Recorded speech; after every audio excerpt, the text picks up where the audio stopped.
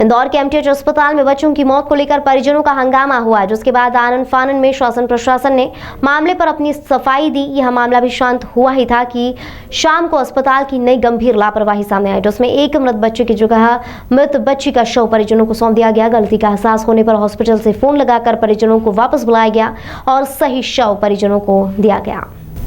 इस मामले से नाराज परिजनों ने एक बार फिर एमटीएच अस्पताल की कार्यप्रणाली पर सवाल खड़े कर दिए और आरोप लगाया कि ऐसी लापरवाही साबित करती है कि कहीं न कहीं इस पूरे मामले में बड़ा गड़बड़ झाला है।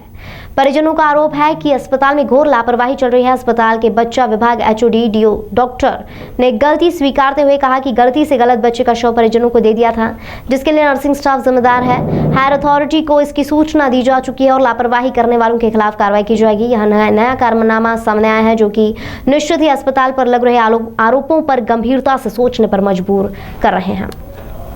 हमने 5 किलोमीटर से वासी बच्चा लेके आया, बोले गलती से हमने बच्चा दूसरा दे दिया। बच्चे मार रहे, उसके बावजूद बदल के दे रहे हैं, क्या लापरवाही? ये बच्चे बदल के दिए, मतलब बच्चे की मौत हो रही है यहाँ पे। बच्चा हमारा ये बच्चा 2 घंटे पहले यहाँ के मुंबई के डॉक्टर काबू क्या कह रहे थे, यार बच्चे बहुत कम मर रहे, मतलब बच्चे मर ही रहे बच्चे, मतलब बच्चा 2 बच्चे की डेथ हो गई। दुखद घटना सामने भी आई थी, एक बच्चे की मौत थी, हंगामा भी होता, लेकिन शाम को जो बच्चे के शव में वो गलत सौंप दिए गए थे। क्या एक्शन हुआ है सर?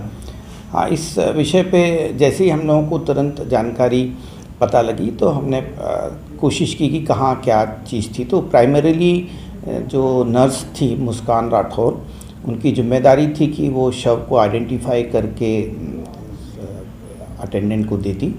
तो उनने काफ़ी लापरवाही की, इसलिए उनको निलंबित कर दिया गया है। और जो वहाँ के डिप्टी सुपरिटेंडेंट हैं डॉक्टर नीलेश दलाल और एचओडी पीडियाट्रिक्स और इंचार्ज एनआईसी को शो कॉज नोटिस जारी किया है। सर, दोनों परिवार जो थे बच्चों के, उनको दोनों एक दूसरे एक्सचेंज हो गए थे क्या? सिर्फ एक ही बच्चा एक्सचेंज हुआ था?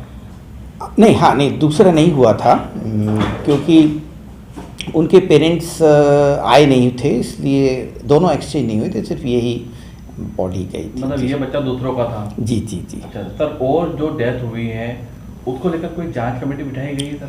नहीं, हम लोगों ने इंटरनल तो हम जांच करेंगे ही, और हम लोग अभी रिकॉर्ड्स भी रिव्यू कर रहे हैं कि जैसा पहले भी बताया है कि जून के मंथ में भी करीब 55 डेथ्स हुई थी और अभी 7 डेज में 20 हुई हैं। तो प्लस हमारे यहाँ at any point of time 70 से 80 मरीज भर्ती रहते हैं। तो ये एक स्वाभाविक है इतनी डेथ, क्योंकि जो बच्चे हैं वो ज़्यादातर बाहर से आते हैं, आउटबाउंड्स रहते हैं, डिस्ट्रिक्ट से रिफर्ड होते हैं, वज़न कम होता है, 1 किलो 1200-1400 ग्राम।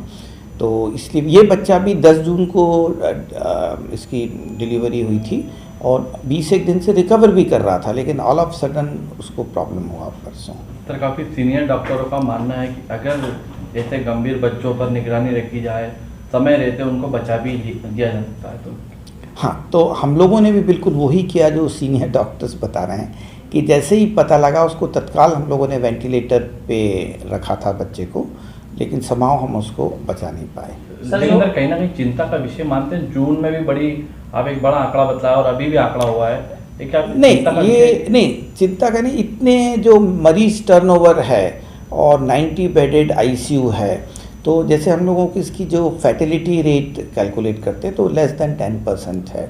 तो एज़ पर नॉर्म्स ही हैं, मतलब सामान्यतः इतने मरीजों में इतने, क्योंकि हाई रिस्क रहते हैं, प्री मैच्योर रहते हैं। जैसे ये बच्चा भी 7.5 महीने का ही था और मदर को प्री एक्लेम्पसिया एक बीमारी होती है, वो भी थी, हाइपरटेंशन था, तो इनका स्वाभाविक रूप से ग्रोथ भी थोड़ी कम रहती है। तो जितनी जो डेथ हुई उनमें क्या बच्चे जन्म के बाद कितने महीनों के हो चुके थे या दिन के थे, कुछ? ये अब हम लोग अभी इसको एनालिसिस कर रहे हैं, मतलब एक जांच इसका मुद्दा। जी जी जी।